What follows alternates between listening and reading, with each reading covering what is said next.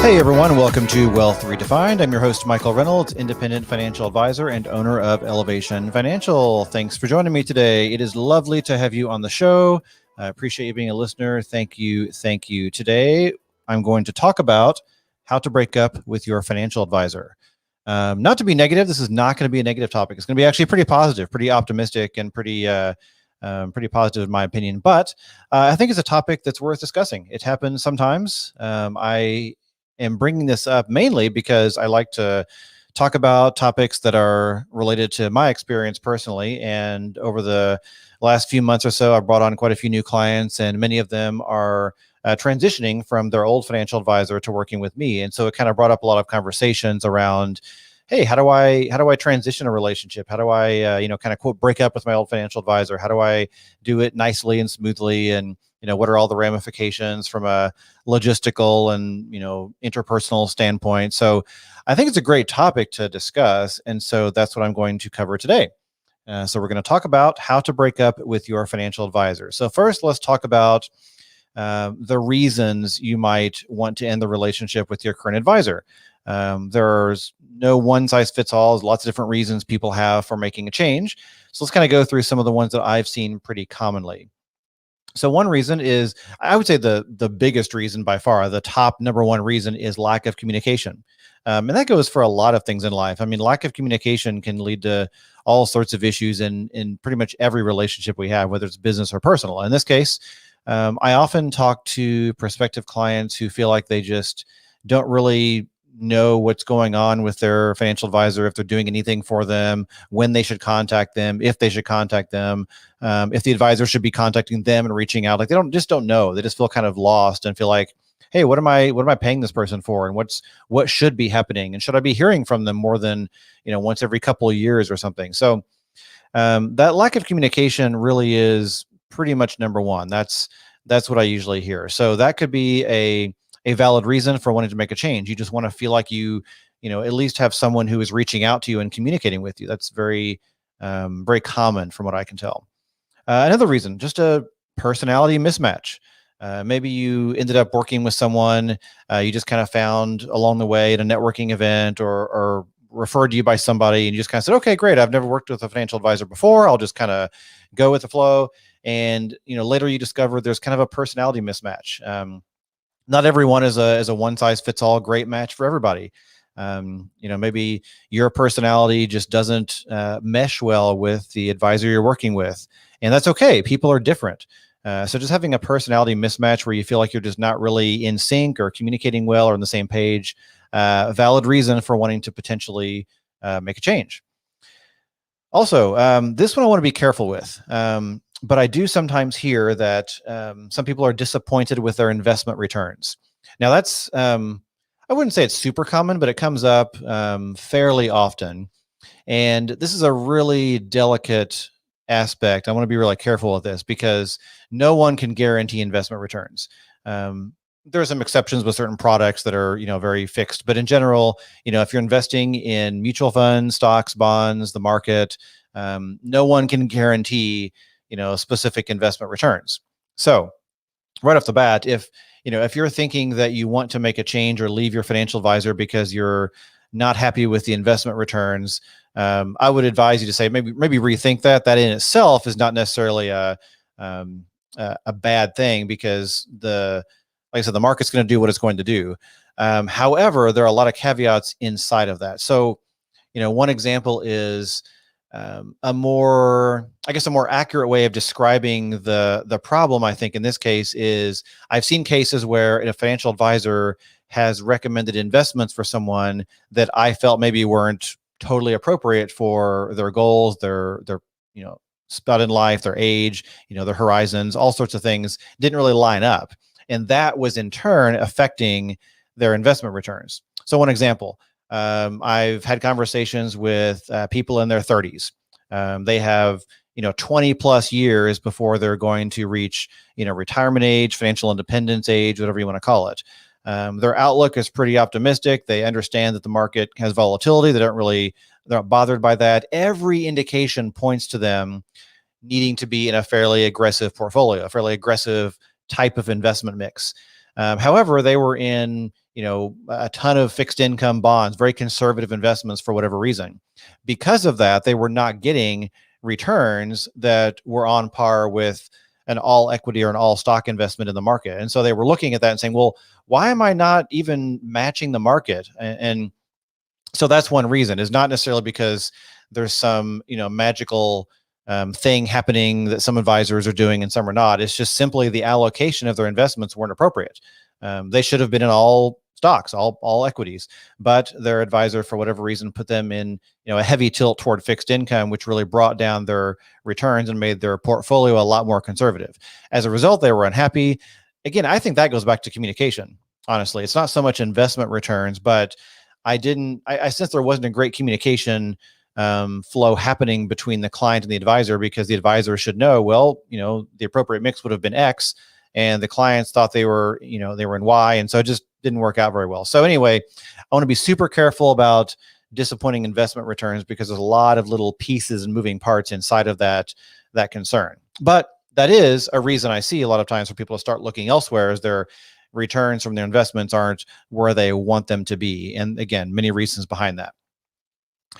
Next, another reason they're potentially looking elsewhere is they're just looking for different kinds of help or different kinds of service. One example is I work really well. There's kind of two areas that I really attract in people, and one of them is business owners. I work really well with business owners, especially solo business owners that are, starting a new business. They're a younger business. They're growing a side hustle. They're growing a business. They're maybe an established business with a handful of employees. Those really solo or micro business owners, that really is a sweet spot of mine. I really work well with them. And if they're currently with a financial advisor that has no business ownership experience, and they're not necessarily that experienced in working with business owners as clients, then there might be a little bit of a mismatch. They may be looking for someone who's more like them. I've been an entrepreneur for 25 plus years. So, business ownership and entrepreneurship is in my DNA. Like, that's my world. And so I work really well with people that are also in that world and that mode. Also, I also work with ESG investing, which is environmental, social, and governance. There are lots of names for it, but it's also can be seen as aligning your money and your investments with values that align with your values, things that make an impact in the world or align with things that you care about, the environment, social issues, etc. So if people are with a more kind of traditional financial advisor that's kind of more or less interested in those things and just focused on kind of general investing, they might be looking for someone who is more in tune with ESG investing or impact investing. And that's one reason they sometimes are attracted to me, because I do a lot of research in this area, and I specifically design portfolios that align with certain values, environmental, social, governance, making a positive impact in the world in certain ways. So whether you believe in that or not, that's just something that some people like. And it could be something else. It could be whatever you're interested in. Maybe your advisor is just not offering that level of help. Also, another reason is that people are disappointed that their current financial advisor may be giving them advice they don't necessarily feel is great for them, or they're pushing products that they feel like maybe the advisor is more self-serving than helping. And I want to be careful here, because there are a lot of great financial advisors in lots of different business models. I don't want to, slam anyone in particular, but, in some cases I've seen people that say, yeah, I've worked with a financial advisor for a while. They really want me to buy lots of insurance products. They get commissions from it. I just feel like they're not necessarily out for looking at a holistic view of my financial picture. They really just want to kind of sell products, and that can turn people off, and understandably. And so that might be a reason people look elsewhere. So there's a number of reasons. Those are a few. There's probably more than just that list, but those are a few reasons why people might sometimes look for a different financial advisor or want to leave their current advisor. So let's say you make a decision. Let's say you decide that you want to kind of move on, make a transition, and you want to leave your current financial advisor. How do you do it? This can be kind of weird and kind of awkward. I mean, we're not always great at deciding how to end a relationship, whether it's personal or professional or business. So how do you do it? First of all, I want to stress, it is okay. It is okay for you to want to make a change. If it's just not working out and you're not feeling great about the relationship, it's perfectly okay. And I want to stress that the majority of financial advisors will handle it very professionally. Most of us are really just honestly interested in helping people. And if it's not working out, totally cool. You should not have the expectation that your financial advisor is going to get bent out of shape or emotional about it or upset or anything or cause trouble. Obviously those things can happen, unfortunately, and I hate to see that happen. So I'm not saying it's not going to happen, but in general, my expectation is that most people in the industry will be helpful, understanding, and try to take care of you during the transition away from them. So be aware that it really is okay. Like, this stuff happens. It's not a big deal. It's not necessarily personal. It's just, it happens. So it's okay. So next, decide what you're going to do. Are you going to work with someone new? Have you already found another financial advisor you like? If so, great. You've already kind of got a transition plan. Or maybe if not, it's okay. The world's not going to end if you don't have a financial advisor for 3 months or 6 months or even a year. And you want to work with someone and you want to take your time finding someone. That's okay. Take your time. Not a big deal. Maybe you decide you don't want to work with an advisor anymore. Maybe you decide that you like doing lots of research on investing and you feel very organized with your money, and you're very self-accountable when it comes to managing your finances. If that's the case, that it does happen. It's okay to say, I don't think I'm going to work with an advisor anymore. I feel like I've got a handle on things. And that's okay too. There's no one size fits all. Some people, they're DIYers. Some people love the accountability and the help and the technical knowledge that goes with working advisor. It's okay. No one size fits all. So after you decide what you're going to do, what is the best way to communicate and kind of make the transition happen? You can have a meeting. If you feel like you have the kind of easygoing relationship with your advisor that a meeting would be appropriate, maybe over Zoom, maybe a web conference, you can just say, hey, can we do a 15-minute chat? I'm going to set up a Zoom. Say, hey, you know what? I think we're just going to, part ways. I want to just let you know, if you feel like it's important to you to have that face-to-face conversation, then absolutely go for it. Or you may just phone call, maybe just pick up the phone and just say, hey, I'm going to make a change, explain what's going on. I would say the most common, and to me, the lowest maintenance way to do it is send an email. I don't necessarily think sending an email is rude. Some people, I guess, might consider it rude, but I think it depends on the relationship you have. If you haven't talked to your advisor in 2 years, therefore the problem is communication, I think sending an email is fine. Like, there's not some big personal relationship to blow up or anything. You just say, hey, I'm sending an email. Here's what's going on. Just FYI, I just want to let you know. Cool. No matter what you do, I would always send an email no matter what. So if you have a meeting or a phone call, I would send an email as a follow-up, just documenting what's happening. That way, your advisor has it on record. You have it on record. You've got you save that email for your records. It's just really good to have it in writing to say, hey, effective, immediately, or as of right now, I'd like to, terminate the professional relationship. I'd like to, suspend our advisory agreement. I'd like to move on. Just, letting, you can say something nice like, hey, hope all's well, and, keep in touch, or whatever you want to say. Just document the fact that you are officially terminating the relationship. It's important for them to have that on file for their records and protection, and just important for you to have the clarity of what you're documenting and doing. So again, if you feel like a personal phone call or meeting is appropriate, do it. If an email is fine, do that. But regardless, I would send the email no matter what, as kind of the most important documenting. When you do kind of explain, don't over explain. I don't think there's any need to over explain what's going on. I'm a big fan of simple, clear, short reasons.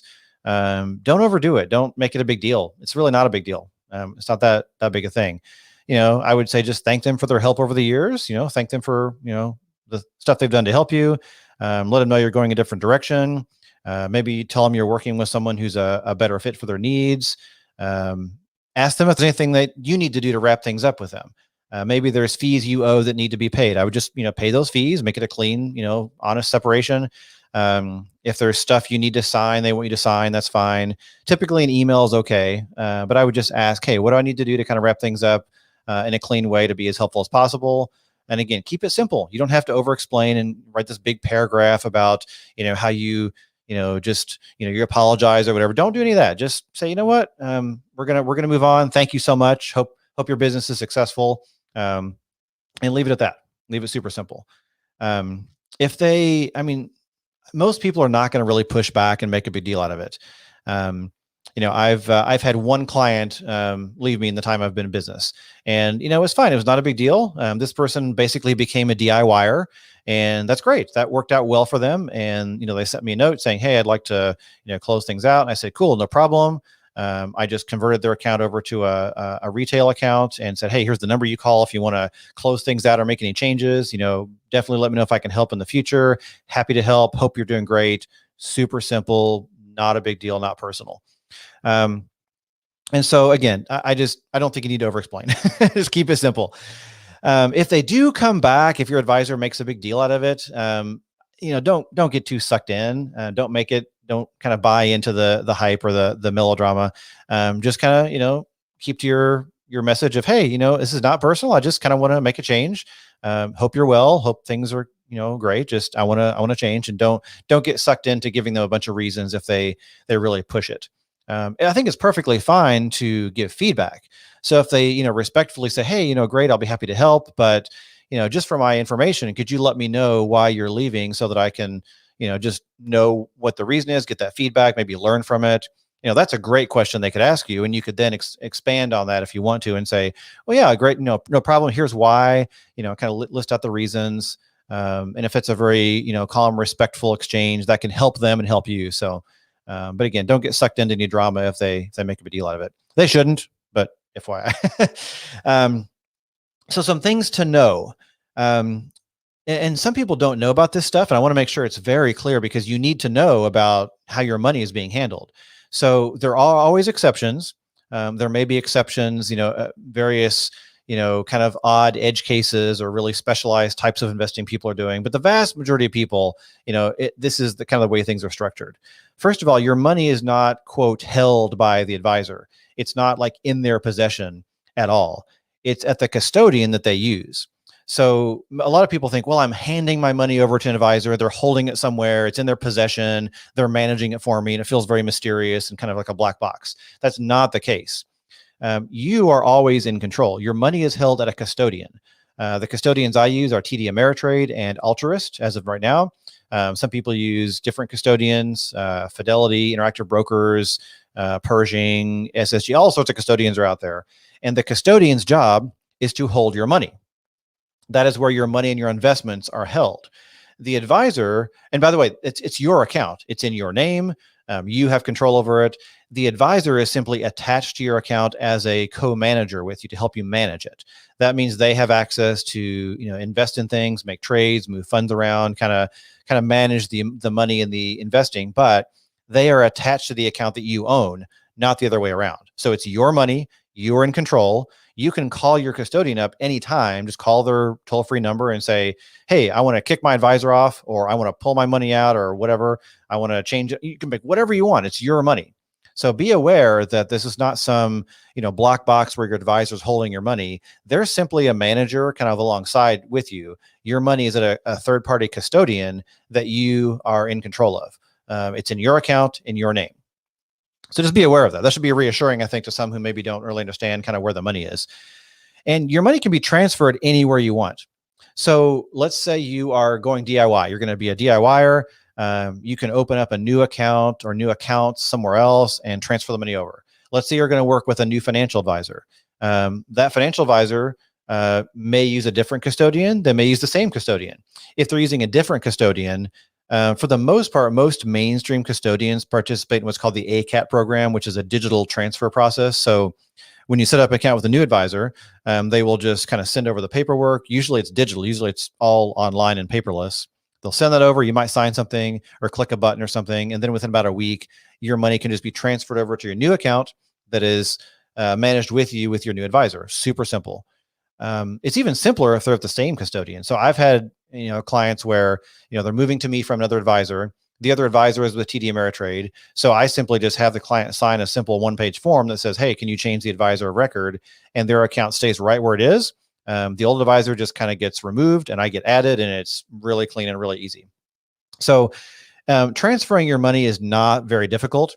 Now, with a caveat, I'm actually working with a few situations now where the custodian where it is now is, completely uncooperative, and they make it painful to pull the money out. And that does happen sometimes. It's not super common, but it does happen. So there may be cases where, the current custodian is making it difficult. You have to sign things and notarize things and make it all a big deal, but still it's your money.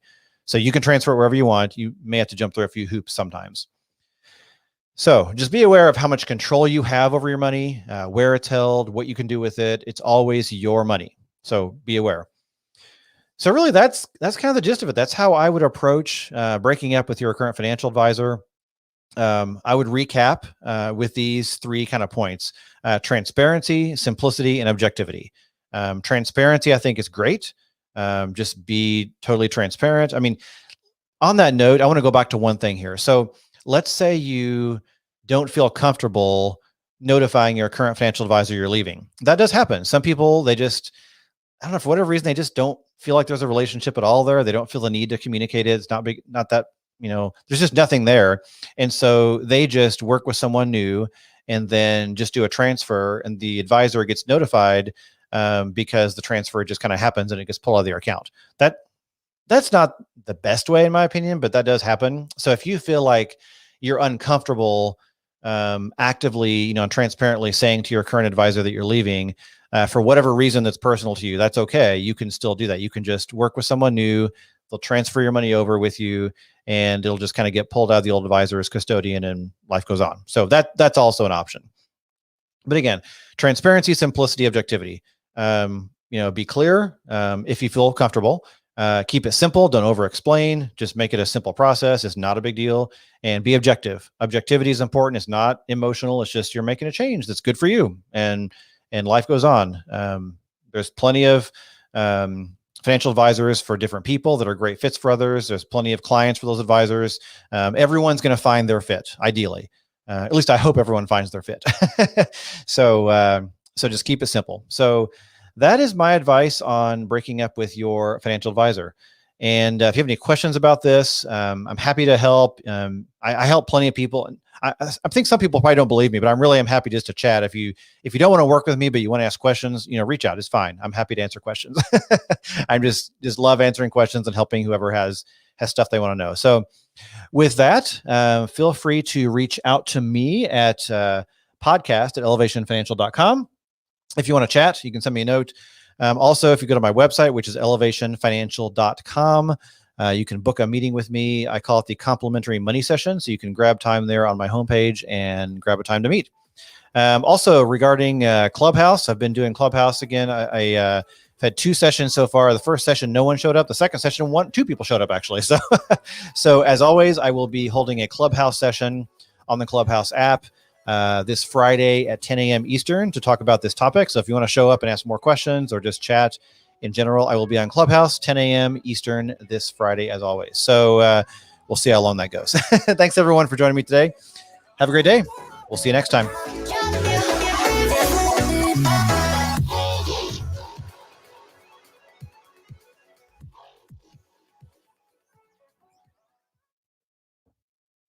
All right, green room time. I do see a couple listeners popped in to say hello.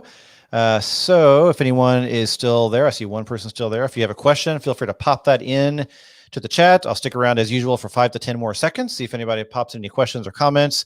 I just like to see it too. So if you're there and you just want to say hello, I'd love to see who's actually, I can't see who's watching in this view I have on my app. So if you want to just pop in and say, hey, happy to say hi or whatever. I always like to see who's there. So if not, no big deal, but feel free. So with that, I will go ahead and wrap it up there. I'll wait a couple more seconds. And again, just reiterate that if you're on Clubhouse, I am on Clubhouse every Friday at 10 a.m. To talk about the topic from this week's podcast episode. So if you want to pop in Clubhouse, or if you need an invite, send me a note. I have a few invites available. I can send you an invite and we'll hop on to the audio room on Clubhouse. You can ask questions. We can chat in real time, say hello. Again, Friday, 10 a.m. Eastern. All right. Thanks, everyone. Appreciate you being a listener, or a viewer, actually, I should say, and have a great day. See you next time. Bye. Oh, Jennifer. Hey, Jennifer is there. I almost had the end broadcast button clicked, but I waited.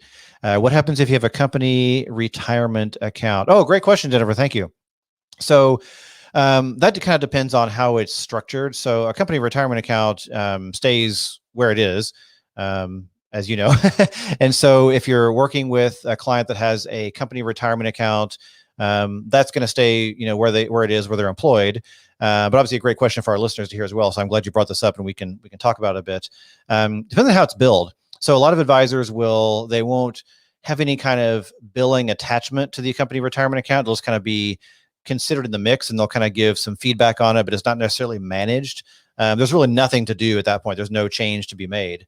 Others will bill fees against it. They will actually kind of roll the retirement account against their fee billing. They will call it officially managed. Or there's other cases where the advisor is actually managing the retirement account for a small business, for example, like a 401k plan. Same rules apply, in my opinion. The company owner would make a change and say, hey, you know what? I'd like to work with someone different for my retirement plan. Maybe I want to keep the same plan administrator, but a different advisor, or maybe I want to change everything. Same process really applies. It's a little more complex because company 401k plans are a bit more moving parts there. But again, same process, I would say, have a conversation, kind of keep it simple, explain reasons why you want to leave. Same guidelines, I would say, apply as what I kind of went through there. So with that, thanks, Jennifer. Appreciate you popping in to ask that question, and I will officially click end broadcast. Thanks, everyone. Have a great day.